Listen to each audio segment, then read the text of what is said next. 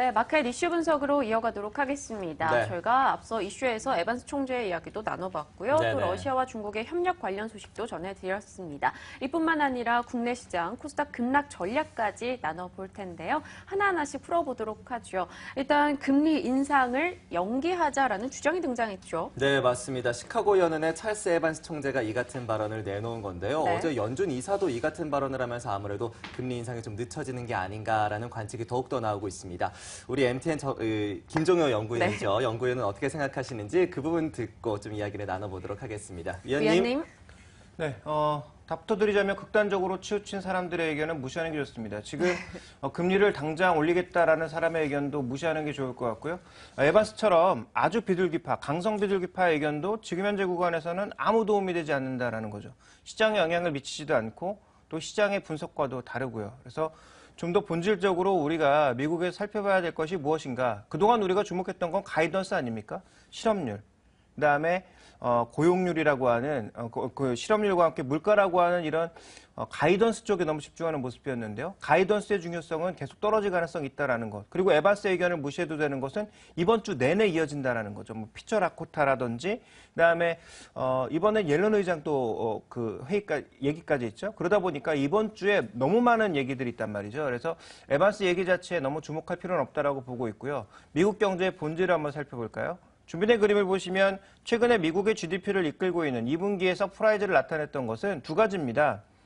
미국의 내구재 소비, 그러니까 자동차 소비나 가전 소비가 좀 늘었다라는 얘기고요. 기업들의 설비 투자가 증가했다라는 얘기입니다. 그러니까 이게 미국 경제를 이끈 것이었기 때문에 3분기, 4분기에는 뭐 조금 둔화될 가능성도 있겠습니다만 본질적으로 지금 미국의 가계부채가 다시 늘어나기 시작하면서 소매 판매도 제자리를 찾아가고 있거든요. 2008년도에 충격을 받으면서 크게 내려앉았던 미국의 소비가 이제 제자리를 찾아나가고 있기 때문에 미국 경제의 70%가 소비라면 미국 경제는 제 갈 길로 가고 있는 거거든요.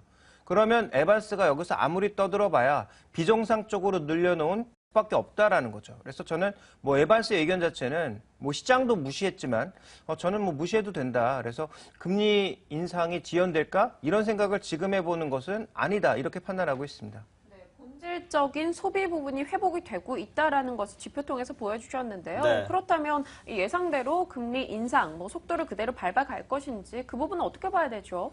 네, 저는 뭐 기본적으로 된다라고 보고 있습니다. 네. 오히려 예상보다 좀 더 빨라질 가능성도 생각을 하고 있는데요. 아까 제가 말씀드렸던 게 미국의 소비 개선되고 있고 그리고 미국의 경제가 지금 설비 투자도 좋아지고 있다라고 말씀드렸는데요. 기업 부분도 잠깐 한번 살펴볼까요?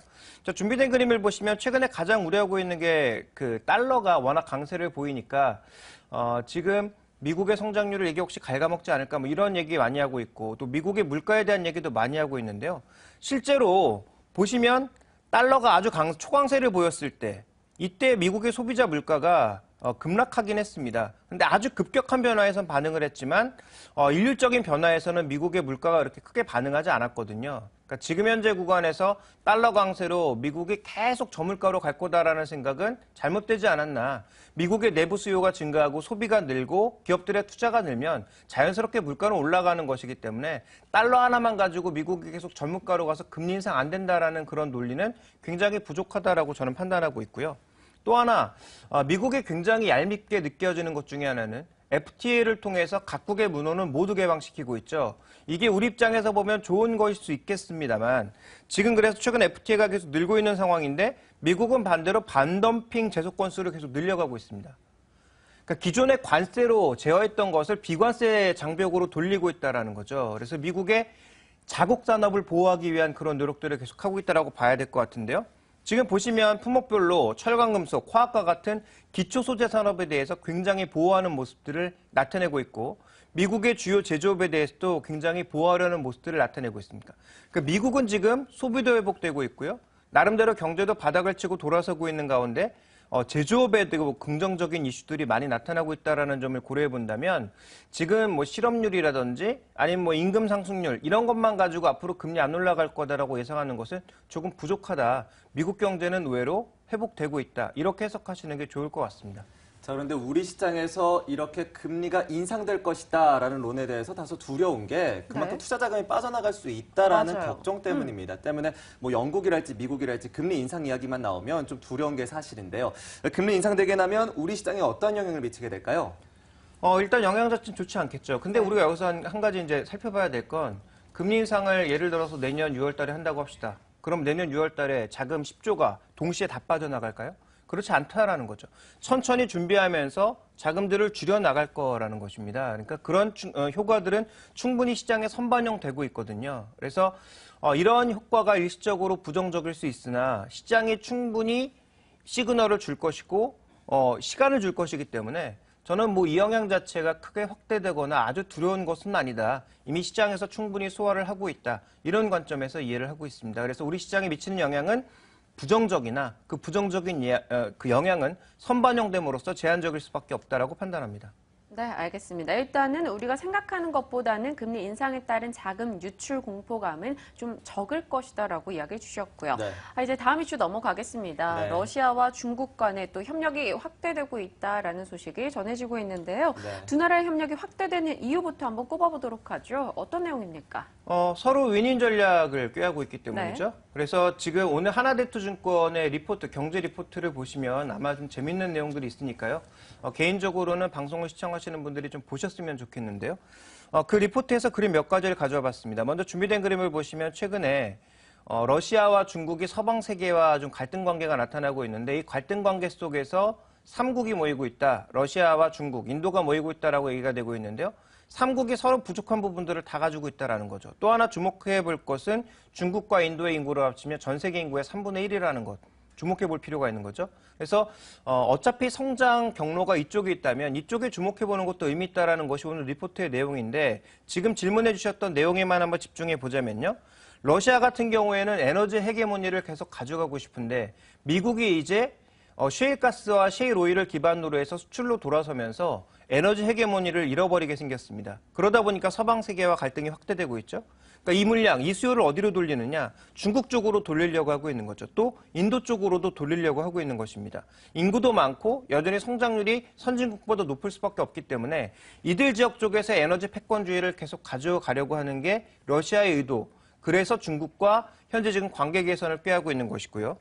그 다음에 중국 같은 경우에는 지금 물동량 기준으로 보면 이미 G3 중에서 1위로 올라서고 있죠. 앞으로 향후에는 그 격차가 점점 벌어질 것으로 예상을 하고 있는데요. 자, 그 관점에서 보자면 중국은 뭐가 필요합니까? 위안화의 국제화, 그리고 금융시장의 경쟁력 강화, 이게 필요합니다.